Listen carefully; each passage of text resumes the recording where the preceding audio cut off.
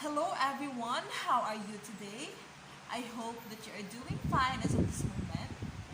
This is me, Teacher Rachel, and join me as we learn new things today. Do you know that there are conditions that guarantee that a quadrilateral is a parallelogram? Let us first define what a quadrilateral is. A quadrilateral is a polygon in Euclidean plane geometry with 4 edges and 4 vertices. So that means anything that has 4 edges and 4 vertices are called quadrilaterals.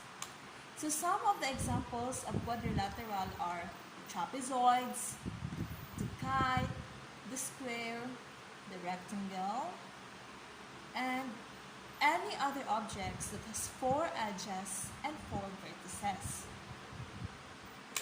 But in this lesson, we will only be focusing on one type of quadrilateral, which is parallelogram.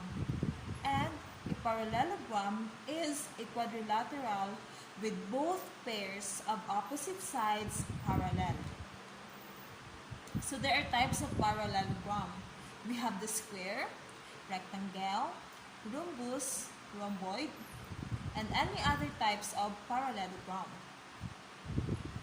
So, what are the conditions that guarantee that a quadrilateral is a parallelogram? Ano yung magiging batayan para masabi natin na ang quadrilateral ay parallelogram? So, we have here an example of a parallelogram. Okay? So, what are those conditions? Let us first discuss the first condition. Number 1, both pairs of opposite sides are parallel. So if this is a pair of opposite sides, this one and this one, if they are parallel, then that is one of those conditions that is met that guarantee that this quadrilateral is a parallelogram. The second condition is that both pairs of opposite sides are congruent. So any of these pairs or both pairs, these pairs, and then these pairs of opposite sides must be congruent.